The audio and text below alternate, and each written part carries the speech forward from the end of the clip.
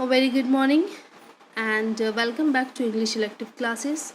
Dear students, as you know that we were doing the third chapter of the short stories and number third chapter is A Wedding in Brownsville. We are going very slow because my motive is to make you understand the concept clearly and slowly we will go through. Okay. So as you know that the previous word that we have left is he had already sent out the present. यानी अब वो gift भेज चुका है और अगर gift भेजने के बाद भी अगर वो नहीं गया तो ही विल मैंडेट. सो अब उसको लगता है कि हाउ वुड आई गो, मतलब अब मेरा जाना बिल्कुल ज़रूरी हो गया. Continue. The day had dawned grey and dreary as dusk.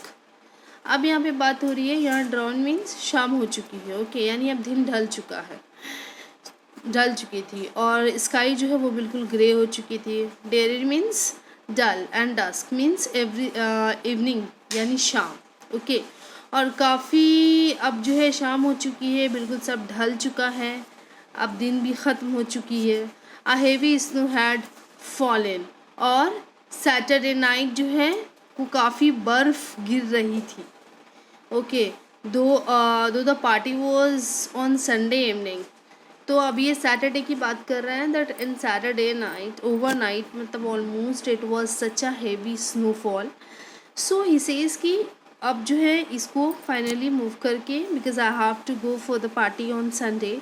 Now it's Saturday nights so as the heavy rain is happening so. Now Margolin had hoped to make up for the sleep he was going to lose, and he wanted to sleep over there for a short time, but unfortunately he couldn't sleep. But unfortunately he had woken even earlier than usual. Finally he got up. Okay, Solomon Margolin ने सोचा कि that he will be present in that evening and he will not be able to sleep whole night. So it's better option to sleep now. So I'll go and sleep for some times in the afternoon.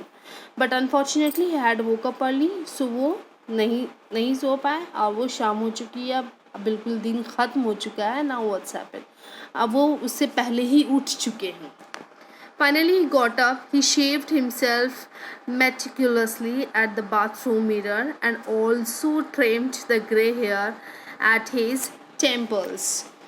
अब वो उठते हैं, bathroom की ओर जाते हैं और ही find कि जब वहाँ गए तो उन्होंने शेव किया. मेटिकुलसली मीन्स बहुत ही एक्सट्रीम मैनर में, बहुत ही आराम से, अच्छे से एंड अच्छे तरीके से उसको देखते हुए कि उनका शेव जो है वो प्रॉपर तरीके से हो रहा है कि नहीं. और टेम्पल हेयर मीन्स माथा, उसे माथे के पास अच्छे से, और कुछ उनके ग्रे हेयर जो है माथे पे गिर रहा था तो उसने उसको भी ट्रिम किया अच्छे से.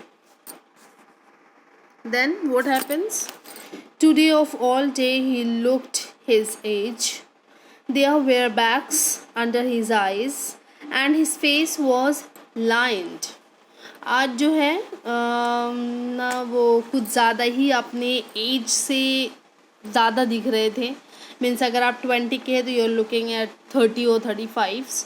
तो यूजुअली वो अपने एज से छोटे दिखते थे हमेशा. Used to be very fit and fine.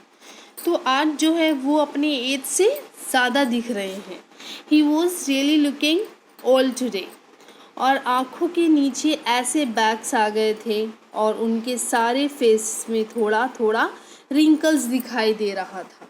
Okay lined exhaustions showed in his features. और ये उनके चेहरे को देखकर बिल्कुल पता चल रहा था that he is tired. Normally जब हम लोग बहुत थके हुए होते हैं तो हमारे चेहरे क्या होते हैं? फ्रेश होते हैं. We look very younger. और यहाँ पे जब हम फ्रेश होते हैं तो हमारा चेहरा जब बिल्कुल सो के जब उठते हैं तब हमें पता चलता है कि हम फ्रेश. सो उनकी जो now here what happens? His nose appeared longer and sharper than usual. There were deep folds at the side of his mouth.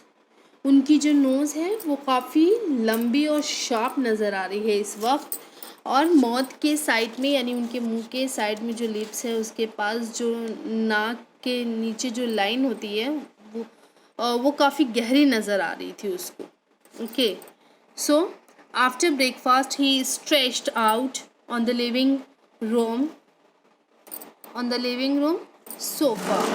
नाश्ता करने के बाद वो थोड़ा देर सुबह में लेटे हुए थे और वहाँ से उन्हें ग्रेटल को देख रहे थे. Okay, let's continue how he was watching Gretel.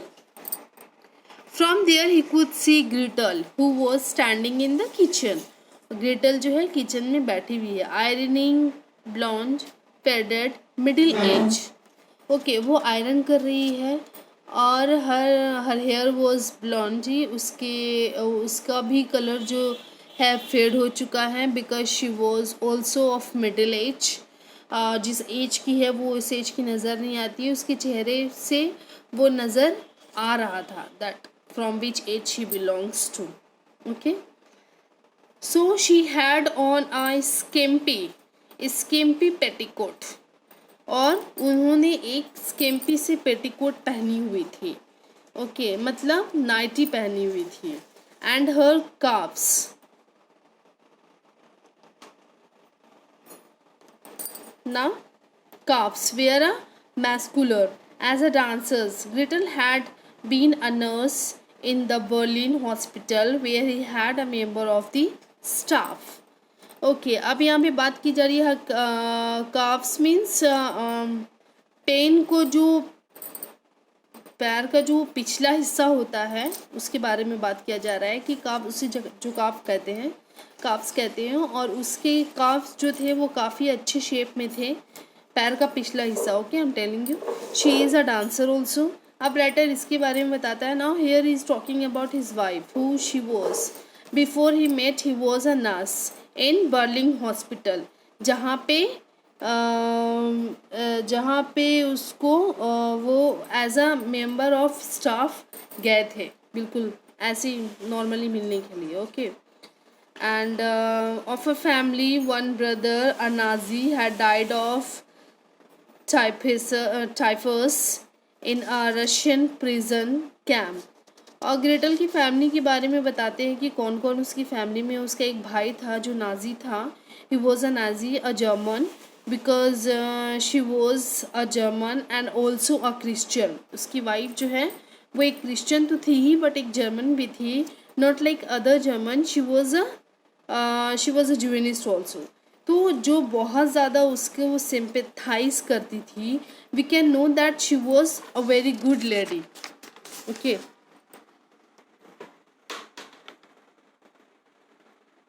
And there I had his brother जो कि बिल्कुल बीमार थे.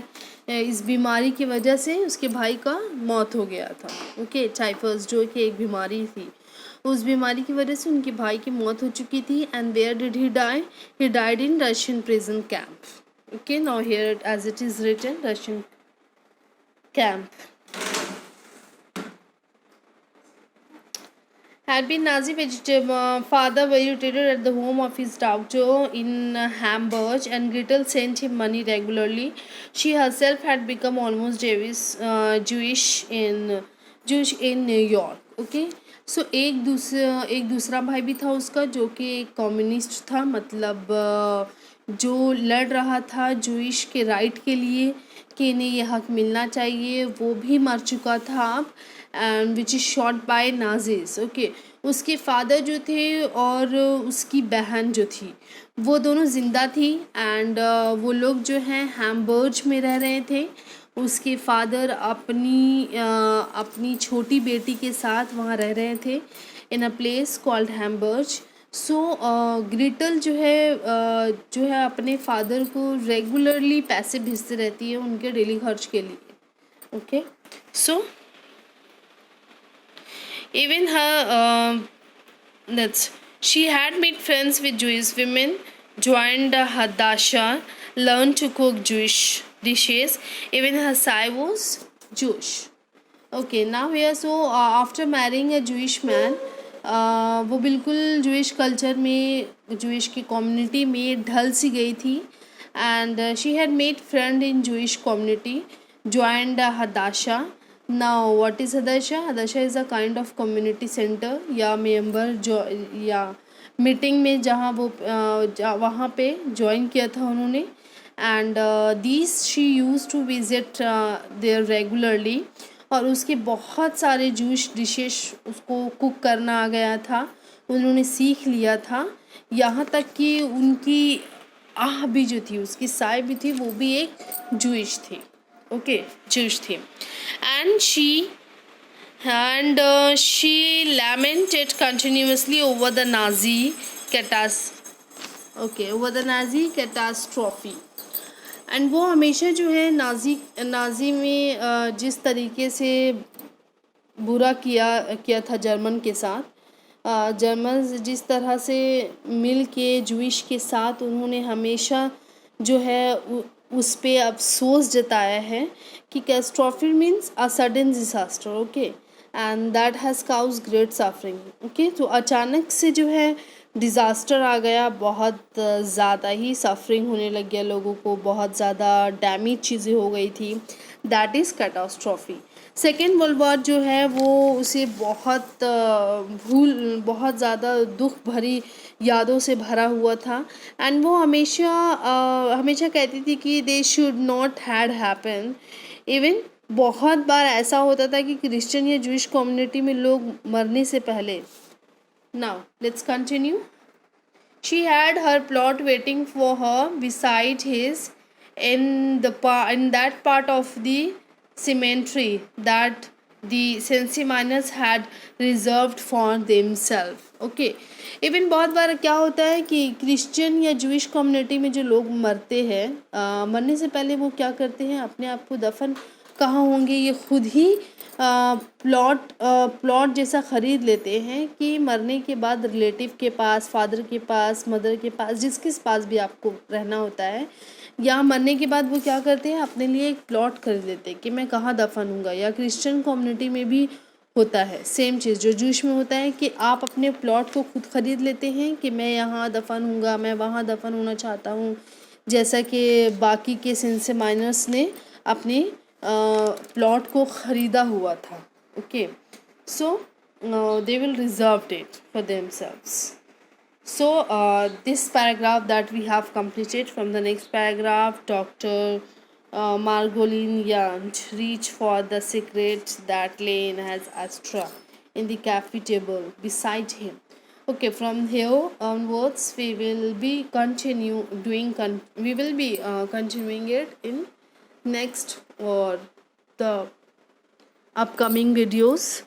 So that's an option for you all, that if you have not gone through the previous lecture of it, so it's my humble request to you all that first you go through that videos, then come to this one, and so that you can clear your doubts also। So till then, keep watching, keep learning, don't forget to watch all the videos from beginning to end। Okay, thank you।